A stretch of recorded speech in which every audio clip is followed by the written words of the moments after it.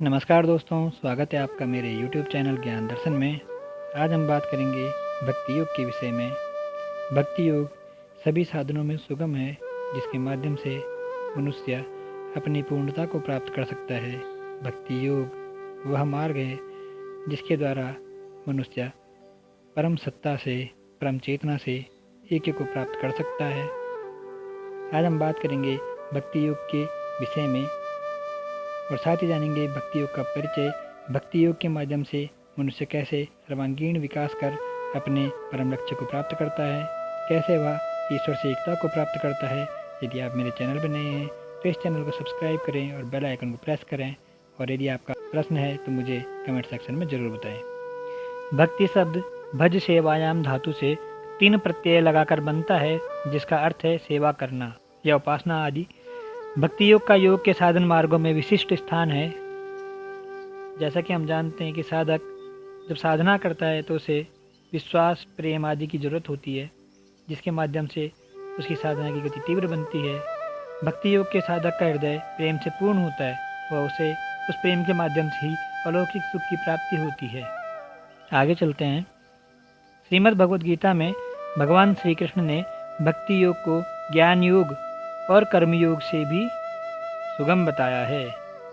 भक्ति योग में क्या होता है कि साधक जो होता है वह अपने ईश्वर को, अपने आप को समर्पित कर देता है, जिसके माध्यम से वह परम ऐक्य को जल्दी ही प्राप्त हो जाता है, वह ज्ञान को भी प्राप्त कर लेता है। भक्ति योग में श्रद्धा, विश्वास और प्रेम होता है, जो साधक की साधना की गति को तीव्र कर देता है। भक्त अपने समस्त कर्मों को ईश्वर के लिए करता हुआ उनसे अभिन्न रूप से एकता की प्राप्ति करता है, अर्थात वह अपना जीवन संपूर्ण रूप से ईश्वर को समर्पित कर देता है, जिस कारण उसे कर्म बंधन नहीं बांधते, वह परम ऐक्य को प्राप्त होता है। आगे देखेंगे। श्रीमद् भगवद गीता में श्री कृष्ण कहते हैं, ये तु सर्वाणि कर्माणि मयि सन्न्यस्य मत्परा अनन्येनैव योगेन माम ध्यायन्त उपासते। अर्थात जो मेरे परायण रहने वाले भक्तजन संपूर्ण कर्मों को मुझ में अर्पण करके मुझ परमेश्वर को ही अनन्य भक्ति योग से भजते हैं, उन भक्तों का तेषामहं समुद्धर्ता मृत्यु संसार सागरात, मैं मृत्यु रूप संसार सागर से उनका शीघ्र उद्धार करने वाला होता हूँ। जो भी भक्त जिस प्रकार से भी ईश्वर का भक्तिभाव से पूजन करता है या अपने आप को समर्पित कर कर्म करता है, परमेश्वर को प्राप्त हो जाता है, जिसके कारण उसका शीघ्र ही संसार से उद्धार हो जाता है।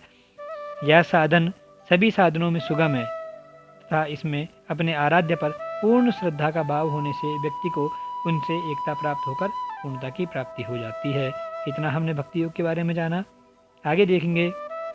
नारद भक्ति सूत्र भक्ति का एक अनमोल ग्रंथ है, जिसमें कि नारद मुनि ने सूत्रों के माध्यम से भक्ति योग पर प्रकाश डाला है। और भक्ति योग की व्याख्या करते हुए नारद मुनि कहते हैं, नारदस्तु तदर्पिताखिलाचारता तद विस्मरणे परम व्याकुल तेति। अर्थात अपने समस्त कर्मों को भगवान में अर्पण कर तथा भगवान का थोड़ा सा भी विस्मरण होने पर जो भक्त परम व्याकुल हो जाता है, वही भक्त है। इसे ही भक्ति कहते हैं।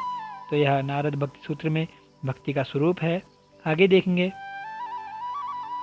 श्रीमद् भगवद गीता में श्री कृष्ण भगवान कह रहे हैं कि चतुर्विधा भजन्ते माम जनाः सुकृति नोर्जुना आर्तो जिज्ञासुरर्थार्थी ज्ञानी च भरतर्षभा। श्री कृष्ण भगवान कह रहे हैं कि हे अर्जुन, 4 प्रकार के लोग ही, 4 प्रकार के भक्त ही मुझे भजते हैं। चतुर्विधा भजन्ते माम जनाः सुकृति नोर्जुना। उनमें से पहला है आर्त, जो आर्त होते हैं वह मुझे भजते हैं। दूसरे होते हैं जिज्ञासु, तीसरे होते हैं अर्थार्थी और चौथे होते हैं ज्ञानी। अर्थात यह 4 प्रकार के भक्त मुझे भजते हैं। हे भरतवंशियों में श्रेष्ठ अर्जुन, इन 4 प्रकार के भक्तों में मुझे सर्वप्रिय ज्ञानी है। क्यों? क्योंकि वह अपने स्वरूप को समझ लेता है, वह संसार के सत्य को जान लेता है, तो वह ज्ञानी मेरे लिए अत्यंत प्रिय है। भक्ति रसायन ग्रंथ में भक्ति के प्रकार बताए गए हैं। 2 प्रकार की भक्तियाँ कही गई हैं। अपरा भक्ति, जिसे गौणी भक्ति भी कहते हैं, और दूसरी है पराभक्ति। अपरा भक्ति, अपरा भक्ति के भी दो प्रकार हैं, एक है वैदी भक्ति, दूसरी रागात्मिका भक्ति। वैदी भक्ति को नवधा भक्ति के नाम से भी जाना जाता है। आगे देखते हैं। वैदी भक्ति अर्थात नवधा भक्ति देखेंगे क्रम से। पहली भक्ति श्रवण भक्ति कहलाती है। भगवान की कथा, वेदांत वाक्य आदि का श्रवण करना, गुरुवाणी को सुनना, शुभ वचनों को सुनना आदि सभी श्रवण भक्ति के अंतर्गत आता है।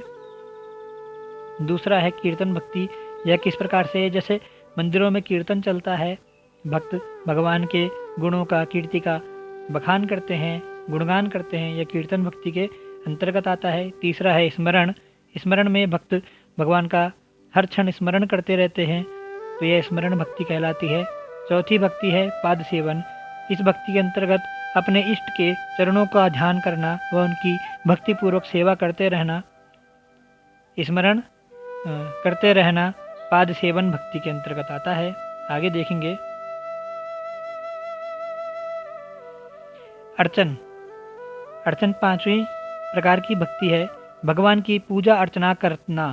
भगवान की पूजा अर्चना करना अर्चन भक्ति के अंतर्गत आता है। छठा है वंदन, अर्थात स्तोत्रादि से स्तुति करना, पूजा करना, यह वंदन भक्ति कहलाती है।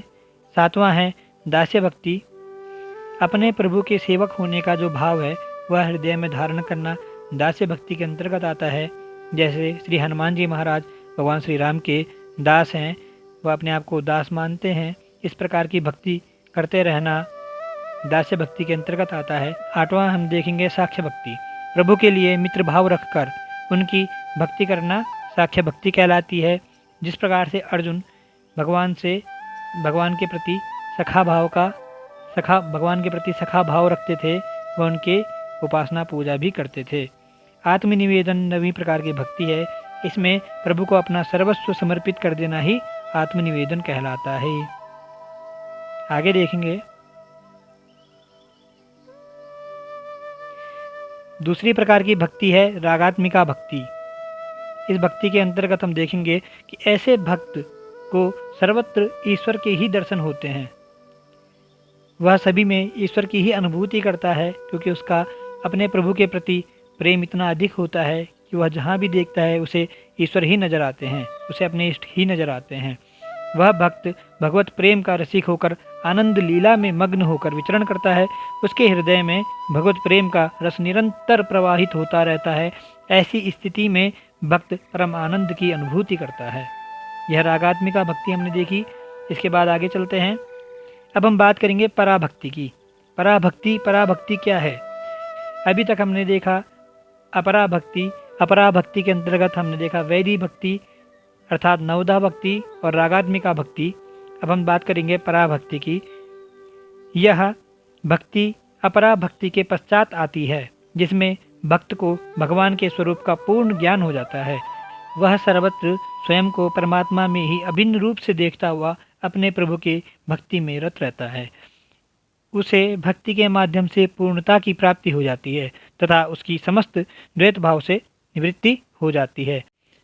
आज हमने जाना भक्ति योग के माध्यम से किस प्रकार साधक परम गति को प्राप्त करता है, किस प्रकार साधक अपनी पूर्णता को प्राप्त कर उस परमात्मा से एक को प्राप्त होता है। धन्यवाद।